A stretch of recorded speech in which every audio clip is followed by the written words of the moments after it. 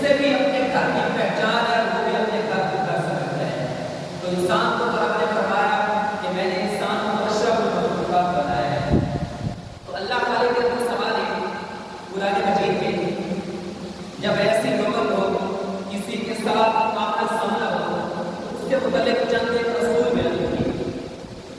اللہ خالق نے تو سنا قرآن مجید میں ارشاد فرماتا ہے یا الذین آمنوا اذا لقیتم فئۃ فاثبتوا.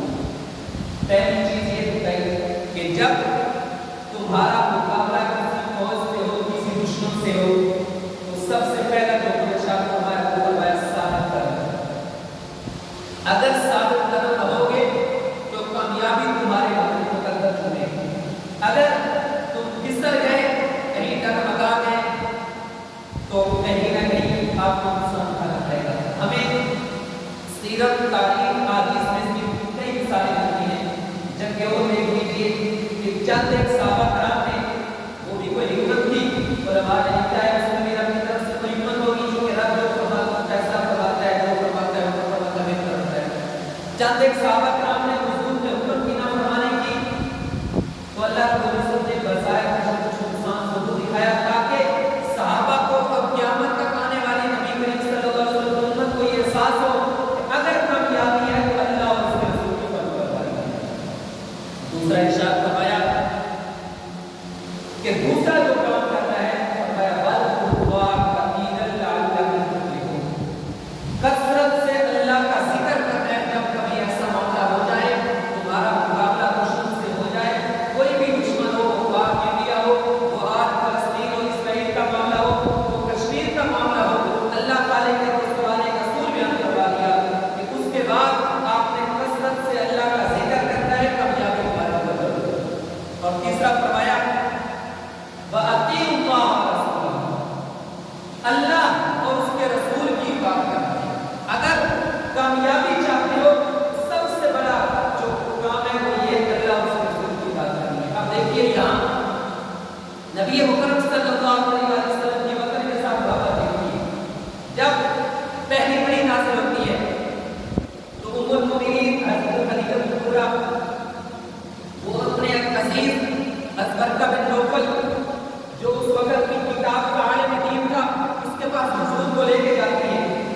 وہ کہتا ہے یا رسول اللہ صلی اللہ علیہ وسلم جب اللہ خالق السماء نے آپ کو نبی بنوس فرما دیا تو اب آپ کی قوم آپ کو 3 مختلف تکالیف دے گی. سب سے پہلی انہوں نے کہا کہ آپ کو مختلف تکالیف دی جائیں گی اذیتیں دی جائیں گی. حضور خاموش رہے. پھر برقہ بن نوفل کہتے ہیں کہ آپ کی تکذیب کرے گی آپ کی قوم ہی آپ کو جھوٹا کہے گی تکذیب کرے گی. اور اس کی مثال دیتی ہے کہ حضور نے کھڑے ہو کے کہا کیا میں آپ کو کہوں کہ اس پہاڑ کے پیچھے سے کوئی آ رہی آواز مان جاؤ. رسول نے کہا مان جائیے آپ سچے ہیں. لیکن جب حضور نے اعلان فرمایا کہ اللہ بعد اللہ شریک ہے اور میں اس کا نہیں ہوں تو سب لوگوں نے دیکھا کہ وہ جو اپنے بنے ہوتے دین دشمن بن گئے. اور تیسرا انہوں نے کہا کہ اللہ نے آپ کو جب نبی بنایا ہے تو آپ کو تیسری تکلیف یہ دی جائے گی کہ آپ کو اپنے وطن سے نکال دیا جائے گا. جب یہ جملہ کہا تو رسول اکرم صلی اللہ علیہ وسلم نے فرمایا کیا وہ مجھے میرے وطن سے نکال دیں گے. تو اس سے وطن کی محبت کا اندازہ ہوتا ہے کہ پہلے 2 باتیں بتائیں تو حضور خاموش رہے.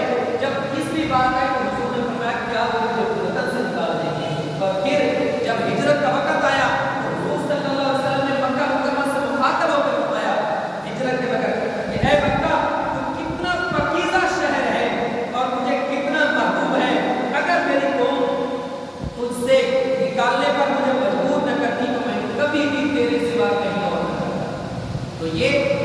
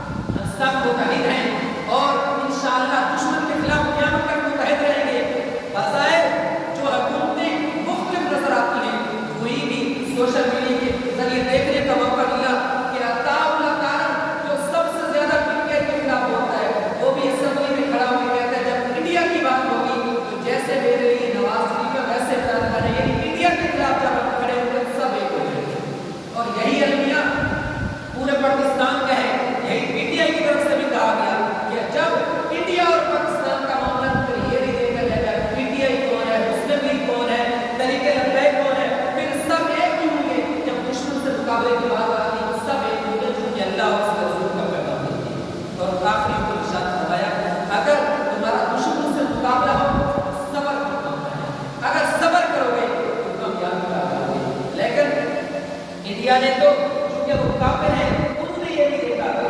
اللہ اور اس کے رسول نے ہمیں جہاد کے کچھ اصول بھی بتائے ہیں. جہاں اتنی ترغیب دی گئی وہاں اصول بھی بتائے گئے. نبی اکرم صلی اللہ علیہ وسلم نے جہاد کی ترغیب دیتے ہوئے فرمایا کہ جب تمہارا مقابلہ ہو تو جو تمہارے سامنے فوجی ہیں یعنی جہاد کرنے والے ہیں, لڑائی کرنے والے ہیں, قتال کرنے والے ہیں, ان کے علاوہ کسی کو تکلیف نہ پہنچانا.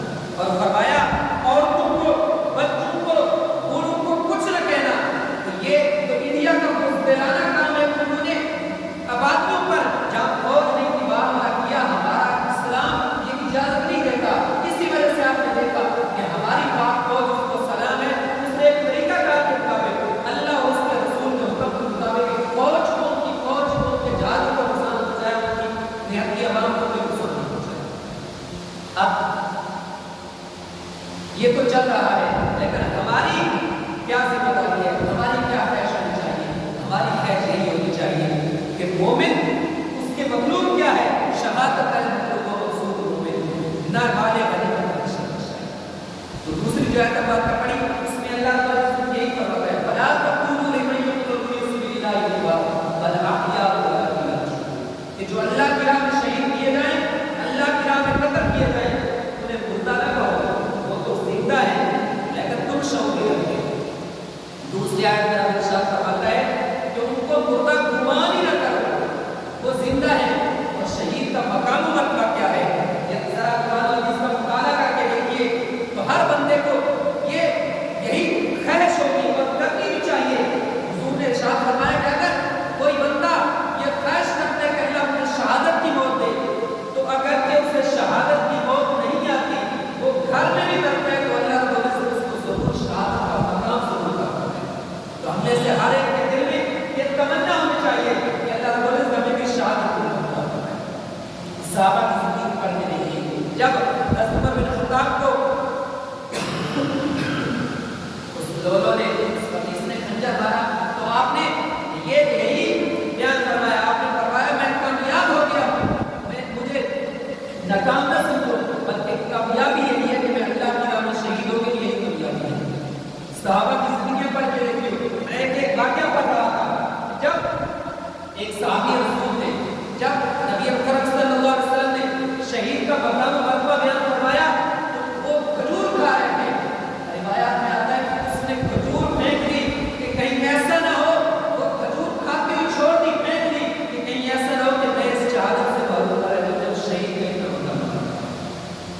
تو میں آپ کا بات کے سامنے شہید کے اعزاز جو اللہ رب العزت نے, جب کوئی آدمی اللہ کی رضا کی خاطر اپنے وطن کی پہ یا دین اسلام پہ قربان ہوتا ہے تو اللہ رب العزت اس کو اعزاز عطا فرماتا ہے جو کسی اور کے نصیب میں نہیں ہوتے. وہ آپ کے سامنے رکھتا ہے. سب سے پہلے فرمایا کہ جو اللہ کی رضا کی خاطر اپنے وطن کے لیے یا اپنے دین کے لیے شہید ہوتا ہے, جب اس کا پہلا قطرہ زمین پر گرتا ہے تو اس کی کامل بخشش کر دیتا ہے. اس کے صغیرہ گناہ کبیرہ گناہ اللہ رب العزت سارے معاف فرما دیتا ہے اور اس کی کامل بخشش فرما دیتا ہے. دوسرا فرمایا کہ جب اس کا پہلا قطرہ گرتا ہے تو اللہ اس پر اپنا خاص فضل و کرم فرماتا ہے, اپنی نگاہ کرم فرماتا ہے, اور وہ جنت میں اپنا ٹھکانہ, اپنا مقام اسی وقت دیکھ لیتے جب اس کا پہلا قطرہ خون کا گرتا ہے رب کی بارگاہ. اور تیسری چیز فرمایا کہ جب کوئی اللہ کی رضا کی خاطر شہید ہوتا ہے تو اللہ رب العزت اس کو قبر کی ہر طرح کی جتنی بھی تکالیف ازمائشیں سب سے محفوظ کرتا ہے. ہر بندہ یہ چاہتا ہے کہ میں قبر کے عذاب سے, قبر کی تکالیف سے بچ جاؤں. تو اللہ کے پیارے حبیب نے فرمایا اگر یہ خواہش ہے تو یہ آرزو رکھو, اور اگر موقع آئے تو اپنے آپ کی جان دے دو اور شہید ہو جاؤ تو اللہ رب العزت آپ کو قبر کی ساری تکالیف مصیبتوں سے نجات دے گا.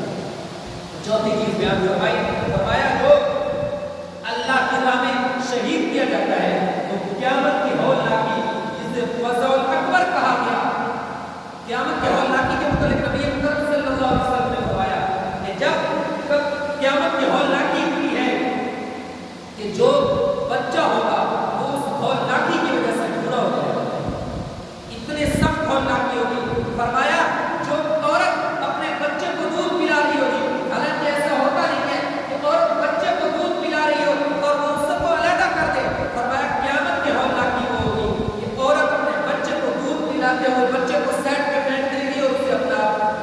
याद आ जाएगा। और फरमाया जिसके पेट में हमल होगा वो हमल फेंक देगी और उसे अपनी फिक्र लग जाएगी, वो है क़यामत में होने वाली। इसी तरह मुतअद्दिद और चीजें बयान फरमाई। फरमाया जो अल्लाह की राह में शहीद होता है उसे उस क़यामत के होने की कसम नहीं करता।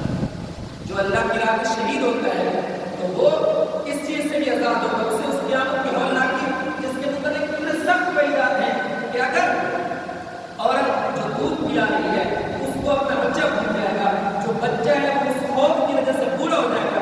फरमाया जो अल्लाह का बंदा अल्लाह की राह में शहीद कर दिया जाता है तो उसे ये अज़मैश की तकालीफ मिलती है।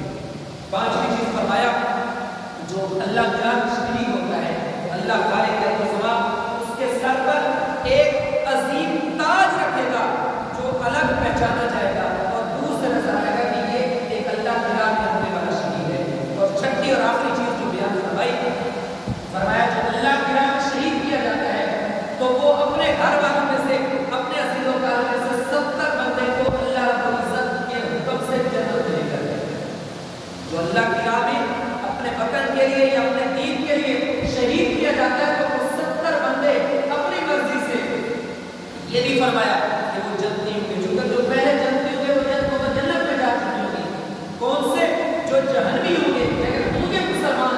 तो फरमाया जो शहीद किया गया अल्लाह की राह में वतन के लिए हो या अपने दीन के लिए हो, अपने इस्लाम के लिए, तो वो 70 बंदों को जन्नत में लेके जाएगा। और शहीद का वो मकाम है। फरमाया क़यामत का दिन होगा तो शहीद जिस हालत में वो खून बहता हुआ दफन किया गया, क़यामत के दिन जब उठेगा वही हालत होगी, खून बहता हुआ आएगा। बज़ाहिर तो वो खून होगा लेकिन उसकी खुशबू इतनी प्यारी होगी कि कस्तूरी से दिलदार का उसकी खुशबू होगी। तो अल्लाह रब्बुल इज़्ज़त ने शहीद को ये मकाम और मर्तबा अता फरमाया है। आज हर बंदा अपने वतन के लिए, पूरा पाकिस्तान ये तैयार है और ये अहद करता है कि अगर ऐसा वक्त आया तो हम में से हर एक इंसान, हर बच्चा, हर नौजवान ये अज़म रखता है, ये इरादा रखता है कि अपने जान के लिए ये मुल्क जिसको हमने कलमा तैयबा की बुनियाद पर लिया था, इंशाअल्लाह हर बंदा जान देने के लिए तैयार होगा। और ये अज़म करके कि हम अल्लाह और उसके रसूल के हुक्म के मुताबिक अपनी जान देने के लिए तैयार होंगे और शहीदों में जाके इंशाअल्लाह करेंगे। अल्लाह रब्बुल इज़्ज़त हम सबको ये जज्बा ईमानी भी अता फरमाए।